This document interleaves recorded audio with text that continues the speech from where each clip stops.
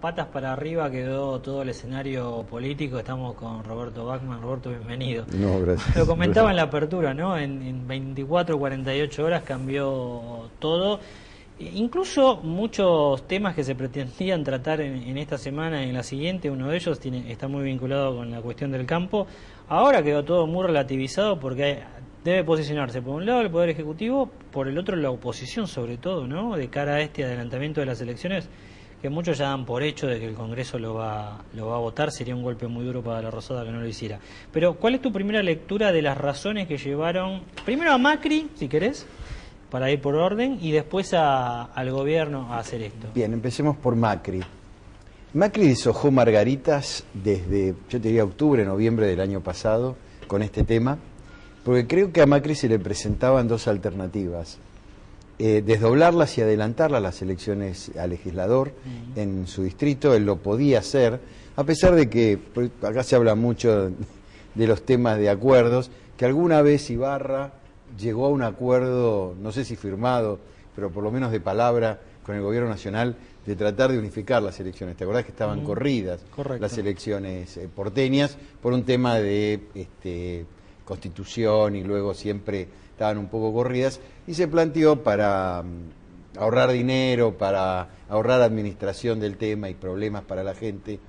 Fíjate que, por ejemplo, los porteños en el 2007 fueron, con el balotaje, fueron a votar 3 veces. Pero lo concreto es que Macri buscaba despegar la elección de la ciudad. Buscaba despegar la elección de la ciudad, especuló demasiado, y luego, sorpresivamente, hacia fines de enero, aparece la posibilidad de este frente properonista, digamos, o peronista opositor, o peronista rebelde,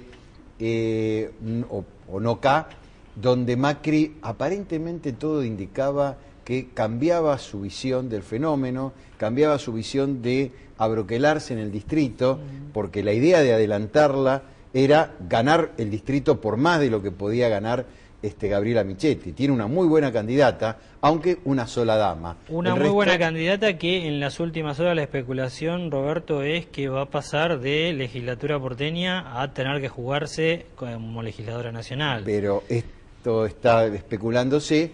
¿Por qué? Porque si atrás viene el tema de la boleta única, hay complicaciones para armarlo, porque sería como borrar con el codo lo que se escribió con la mano. Sí, Michetti está volviendo por estas horas de viaje, y por supuesto toda esta semana va a ser de deliberación en el PRO para ver qué se hace.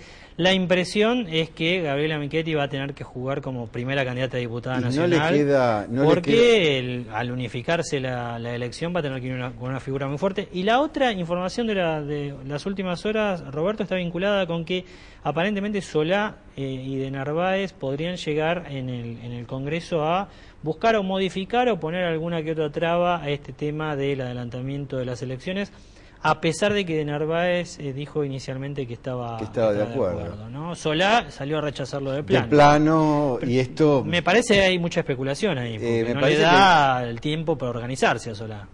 Me parece que el más, bueno, en ese caso, Macri, ya lo dijimos lo de Macri, evidentemente él tiene a Michetti y no tiene a mucho más. Lo mismo le pasa a la coalición cívica, tiene a Carrió y a no mucho más en la ciudad de Buenos Aires.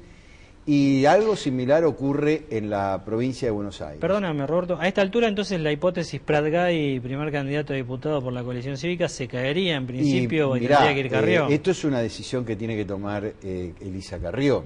Yo te digo que hoy cualquier otro candidato en la capital, estoy hablando de ese voto, llamémosle centro-derecha de la capital, que puede optar entre el PRO y la coalición cívica, que no sea Gabriela Michetti como candidata a primera diputada nacional, o sino en una boleta, en una sábana que ellos criticaron, puesta en la mitad, muy grande, con esas ingenierías electorales. Bueno, era la queja de Solá también, ¿no? Que era la queja de Solá. Bueno, entonces cambia, y parece como que la gente se siente también un poco extraña. ¿Cómo es esto? Un mes atrás hablaban de una reivindicación casi ideológica de la boleta única y luego la aprovechan.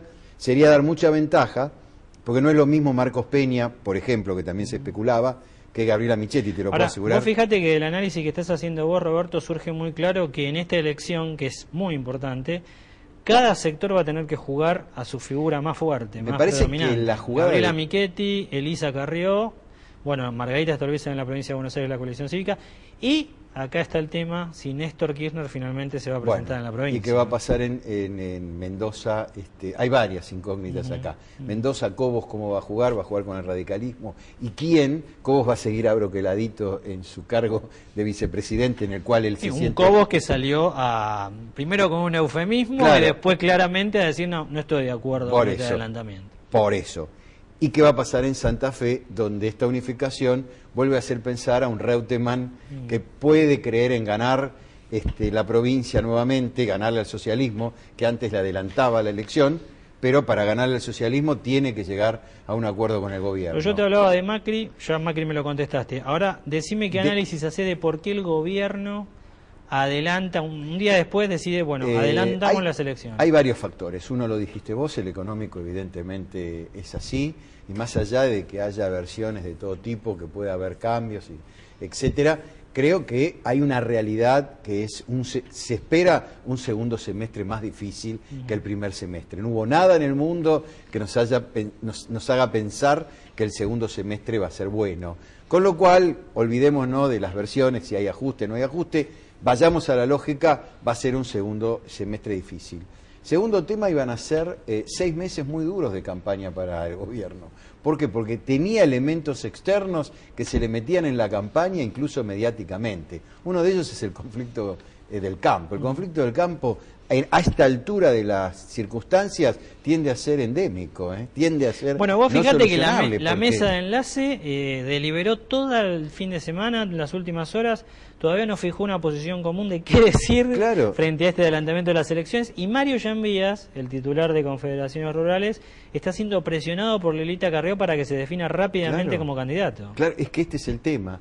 Entonces, si esta maniobra lo que hace es romper de alguna manera, más que romper la mesa de enlace, es demostrar que en realidad hoy, en esta segunda parte del conflicto del campo, había, además de intereses económicos del sector, intereses políticos. Correcto. El discurso de Lelita Carrió era montarse en el conflicto con el campo y armar una imagen de una Argentina agroexportadora, etcétera, etcétera. La discusión de las retenciones el gobierno no la va a dar. Esto es seguro, esto es parte de un modelo... Sí, menos en un marco de lo que se superávit viene. fiscal cada vez Por más supuesto, restringido. podremos discutir si en algún momento un gobierno ganador, digamos, en las elecciones, puede aceptar el tema de las 3 curvas de retención. Pero en este momento esta es una de las Roberto, consecuencias. imaginemos un escenario... La tercera es tomar, perdóname, el centro de la escena nuevamente mediática. Vos fíjate que desde el viernes que Macri le sacó el protagonismo al campo... el impacto político del anuncio de Macri, 24 se acabó, horas, le duró muy poco a Macri, pero al día siguiente, y hoy fíjate que todos los titulares, vos me lo estás adelantando, me estás adelantando de alguna manera, los que pueden ser los titulares de los diarios de mañana, van a seguir especulando alrededor de esto. ¿Quién vota esto? Las encuestas que los diarios hacen en los legisladores, a ver qué va a votar cada uno. Ahora, imaginemos, Roberto, un escenario 29 de junio, un nuevo Congreso votado y que sea muy distinto al Congreso actual, por ejemplo, que el kirchnerismo pierda la mayoría.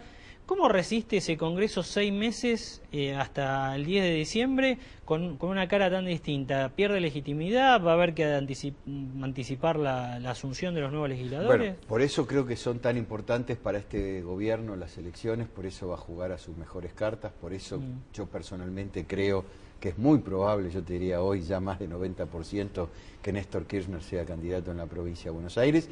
Primero porque allí está la clave de la próxima elección. Correcto. Ganás o perdés si te va bien en esa provincia. Y aparte yo creo, indudablemente en la provincia de Buenos Aires todavía sigue teniendo, por lo menos las encuestas lo indican, una fuerte presencia del kirchnerismo, el peronismo en general.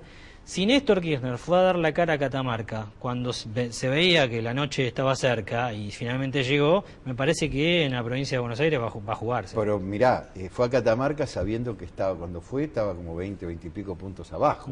Está bien que es más fácil remontar en Catamarca, que son muy pocos votantes, pero de todas maneras Kirchner no es una persona que no tenga experiencia política. Sabe también leer encuestas como cualquier otro. Vio encuestas de todo tipo. Sabía que lo de Catamarca era muy difícil y lo jugó igual.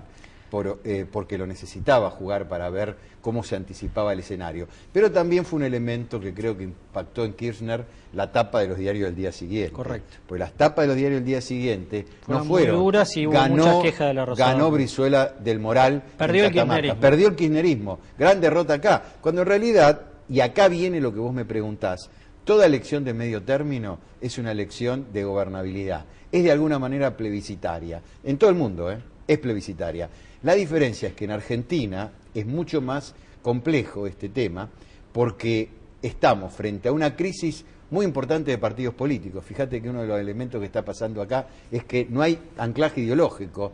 Sobran candidatos, sobran sí, y hay muchos candidatos que van saltando de faltan ideas partido. Y van saltando y te encontrás hoy con que, suponte, de Narváez y Solá, ¿qué tienen ideológicamente en común? Los escuchás hablar y tienen otra concepción, sin embargo tienen una necesidad en común, enfrentar al kirchnerismo en la provincia de Lo Buenos concreto, Aires. Roberto, es que este va a ser un año de mucho trabajo para vos y para todos los consultores Sí, de opinión obvio, pública obvio. y difícil, encuestadores. además, y difícil. Así que te agradezco mucho tu gracias por presencia en invitarme, Asteriscos. chao. Bueno, ahí estaba Roberto Bachman del CEOP y todo el análisis después de este cambio político en la Argentina, este adelantamiento de las elecciones que va a tener que votar el Congreso para el 28 de junio. Una pausa y ya seguimos.